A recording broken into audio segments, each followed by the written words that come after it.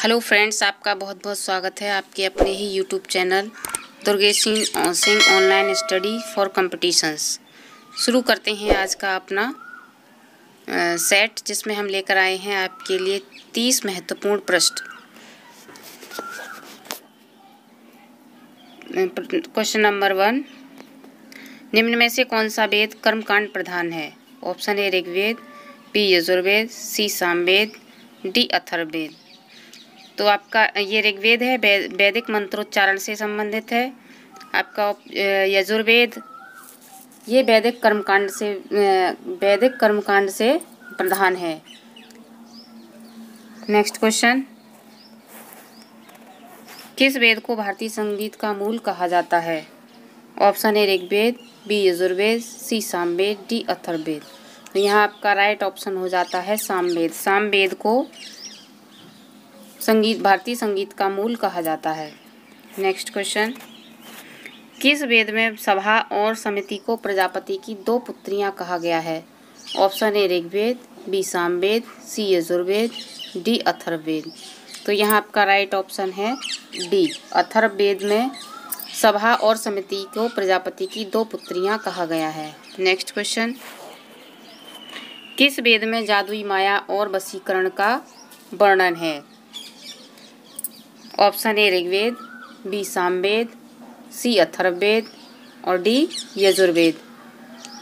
तो यहाँ पे आपका राइट ऑप्शन है अथर्ववेद। अथर्ववेद में जादुई माया और वशीकरण का वर्णन है। ये टोटके और टोने से संबंधित है। ऋग्वेद वैदिक मंत्रोच्चारण से संबंधित है, वैदिक मंत्रों से संबंधित है। सामवेद संगीत से संबंधित है, संगीत। अथर्ववेद टोने टोटके से संबंधित है, टोटके। और ये कर्मकांड प्रधान है। यजुर्वेद कर्मकांड प्रधान है। तो यहाँ आपका राइट ऑप्शन सी हो जाता है। नेक्स्ट क्वेश्चन, सत्यमेव जयते किस उपनिषद से लिया गया है? Option a Taittiriya Upanishad, b Samaveda, c Chhandogya Upanishad, d Mundakopanishad. तो ये हमारा इसका राइट ऑप्शन है, ये मुंडकोपनिषद से लिया गया है। नेक्स्ट क्वेश्चन, बौद्ध तथा जैन ग्रंथों में छठी ईसा पूर्व कितनी महाजनपदों का उल्लेख मिलता है?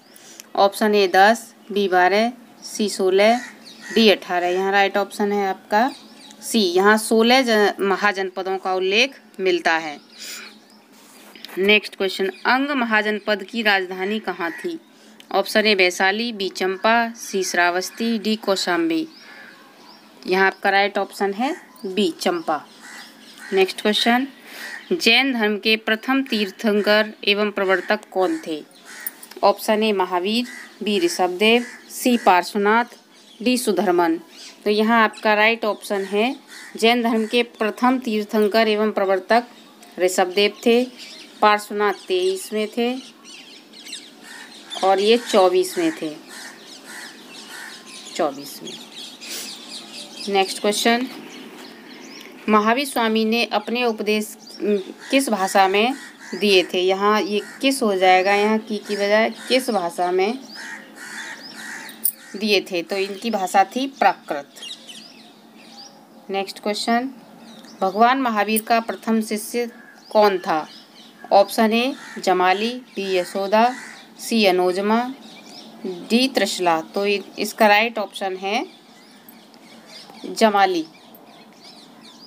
यशोदा पत्नी थी इनकी, त्रिशला माता थी, इसलिए यहाँ आपका राइट ऑप्शन है। नेक्स्ट क्वेश्चन, जैन धर्म की पहली संगीत सभा कहाँ हुई थी? तो जैन धर्म में कितनी सभाएं हुई थी? टोटल 2 सभाएं हुई थी, जिसमें पहली सभा हुई थी पाटलिपुत्र में। तो आपका राइट ऑप्शन पाटलिपुत्र सही होता है। दूसरी सभा हुई थी वल्लभी में। ये पहली हुई थी पाटलिपुत्र और दूसरी वल्लभी में हुई थी। कुल 2 सभाएं इसमें आयोजित हुई थी। नेक्स्ट क्वेश्चन, महावीर के संदर्भ में निम्न युग्मों पर विचार करें एवं असत्य युग्मों का चयन करें। महावीर का जन्म कुंडग्राम वैशाली में हुआ था। महावीर के पिता सिद्धार्थ ज्ञात्रक कुल से थे। सी महावीर की माता त्रिशला चैटक की बहन थी। और डी महावीर की पत्नी यशोधरा। तो यहाँ आपका राइट ऑप्शन है डी। महावीर की पत्नी का नाम यशोधरा नहीं था, उनकी पत्नी का नाम यशोदा था। तो ये वाला ऑप्शन हमारा गलत है, यशोदा। नेक्स्ट क्वेश्चन, बुद्ध का जन्म हुआ था ए श्रावस्ती, बी लुम्बिनी, सी सारनाथ, डी कुशीनगर। तो भगवान बुद्ध का जन्म लुम्बिनी नामक ग्राम में हुआ था। नेक्स्ट क्वेश्चन, भगवान बुद्ध ने अपना पहला उपदेश कहाँ दिया था? तो भगवान बुद्ध ने अपना पहला उपदेश ऑप्शन ए इसमें कुशीनगर, बी सारनाथ, सी बोधगया, डी श्रावस्ती। इन्होंने पहला उपदेश अपना सारनाथ में दिया था। नेक्स्ट क्वेश्चन, महात्मा बुद्ध को किस स्थान पर महापरिनिर्वाण प्राप्त हुआ था? Option A Bodhgaya, B Sarnath, C Kushinagar, D Vaishali. तो महात्मा बुद्ध को महापरिनिर्वाण कुशीनगर में प्राप्त हुआ था 483 ईसा पूर्व में। 483 ईसा पूर्व में बैसाख पूर्णिमा के दिन, बैसाख पूर्णिमा के दिन इनको महापरिनिर्वाण प्राप्त हुआ था। नेक्स्ट क्वेश्चन, हर्यक वंश का संस्थापक कौन था? Option a Shishunaga, b Bimbisara, c Udayan, d Ghananand. तो इसमें राइट ऑप्शन है बिंबिसार। हर्यक वंश का संस्थापक बिंबिसार था। नेक्स्ट क्वेश्चन, निम्न में से कौन सिकंदर का समकालीन था? ए अजातशत्रु, बी महापद्मनंद, सी घनानंद, डी उदयन। यहाँ राइट ऑप्शन है आपका सी घनानंद। नेक्स्ट क्वेश्चन, पाटलिपुत्र की स्थापना किस शासक ने की थी? तो पाटलिपुत्र की स्थापना option A Ashoka, B Ajatashatru, C Mahapadmananda, D Udayan. यहाँ राइट ऑप्शन है आपका डी। उदयन ने पाटलिपुत्र की स्थापना की थी और इसी को अपनी राजधानी बनाया। नेक्स्ट क्वेश्चन, कौटिल्य प्रधानमंत्री थे। कौटिल्य किसके प्रधानमंत्री थे? चंद्रगुप्त विक्रमादित्य के, बी अशोक के, सी चंद्रगुप्त मौर्य के, डी राजा जनक के। तो ये आप सभी को पता होगा कि ये चंद्रगुप्त मौर्य के प्रधानमंत्री थे। नेक्स्ट क्वेश्चन, पाटलिपुत्र में स्थित चंद्रगुप्त मौर्य का महल किससे बना था? ऑप्शन ए ईंटों का, बी पत्थर का, सी लकड़ी का, डी मिट्टी का। ये राइट ऑप्शन है सी लकड़ी का बना हुआ था। नेक्स्ट क्वेश्चन, मौर्य प्रशासन में राजस्व संग्रह का अधिकारी था। ऑप्शन ए सन्निधाता, बी प्रदेष्टा, सी युक्ता, डी समाहर्ता। तो यहाँ राइट ऑप्शन है आपका डी। समाहर्ता राजस्व संग्रह का अधिकारी होता था। नेक्स्ट क्वेश्चन, किस मौर्य शासक को अमित्रघात भी कहा जाता है? Option a Bindusara, b Brihadratha, c Shalishuka, d Ashoka. तो यहाँ बिंदुसार को अमित्रघात भी कहा जाता था। राइट ऑप्शन ए है। नेक्स्ट क्वेश्चन, मौर्य साम्राज्य में प्रचलित मुद्रा का क्या नाम था? ऑप्शन ए पण, बी तोल, सी दीनार, डी काकड़ी। तो यहाँ राइट ऑप्शन है पण। मौर्य प्रशासन में प्रचलित मुद्रा को पण के नाम से जाना जाता था। नेक्स्ट क्वेश्चन, मेगस्थनीज के अनुसार पाटलिपुत्र का नगर एक समिति द्वारा शासित था। इस समिति में कितने सदस्य थे?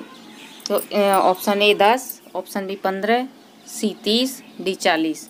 यहाँ राइट ऑप्शन है इस समिति में 30 सदस्य हुआ करते थे, जो समिति इसका पाटलिपुत्र नगर का संचालन करती थी। नेक्स्ट क्वेश्चन, अशोक के अभिलेख और ब्राह्मी लिपि को सर्वप्रथम किसके द्वारा पढ़ा गया है? A Alexander Cunningham, B James Prinsep, C Max Muller, D Mortimer Wheeler. तो इसमें राइट ऑप्शन है आपका बी। जेम्स प्रिंसेप के द्वारा से अशोक के अभिलेख और ब्राह्मी लिपि को सर्वप्रथम पढ़ा गया था। नेक्स्ट क्वेश्चन, अशोक ने किस बौद्ध साधु से प्रभावित होकर बौद्ध धर्म अपनाया था? Option A Vishnugupta, B Upagupta, C Brahmagupta, D Brahmadatta. तो यहाँ राइट ऑप्शन है बी, उपगुप्त से प्रभावित होकर अशोक ने बौद्ध धर्म अपनाया था। नेक्स्ट क्वेश्चन, मौर्य वंश के बाद किस वंश का उदय हुआ था? ऑप्शन ए शुंग वंश, बी सातवाहन वंश, सी शक वंश, डी कण्व वंश। तो मौर्य वंश के बाद शुंग वंश का उदय हुआ था। इसकी स्थापना पुष्यमित्र शुंग के द्वारा की गई थी। पुष्यमित्र शुंग के द्वारा की गई थी। पुष्यमित्र शुंग ने की थी। नेक्स्ट क्वेश्चन, निम्न में से किस शासक ने सबसे पहले सोने के सिक्के जारी किए थे? ऑप्शन ए शक, बी कनिष्क, सी हिंदयवन, डी हर्ष। तो इसका राइट ऑप्शन है हिंदयवन। हिंदयवन के द्वारा सबसे पहले सोने के सिक्के जारी किए गए थे। नेक्स्ट क्वेश्चन, कनिष्क ने किस वर्ष शक संवत की शुरुआत की थी? जो शक संवत चल रहा है उसकी शुरुआत कनिष्क के द्वारा की गई थी। ये कौन से वर्ष में की गई थी? 72 ईस्वी में, 75 ईस्वी में, सी 78 ईस्वी में और डी 105 ईस्वी में। तो राइट ऑप्शन है इसमें सी, 78 ईस्वी में कनिष्क ने शक संवत की शुरुआत की थी। और ये है हमारा आज का अंतिम प्रश्न, निम्न में कौन कनिष्क के दरबार में सुशोभित थे? ए अश्वघोष, बी नागार्जुन, सी चरण, डी ये सभी। तो यहाँ हमारा राइट ऑप्शन डी है, ये सभी कनिष्क के दरबार में सुशोभित थे, तीनों ही। इसी के साथ आज का वीडियो समाप्त होता है।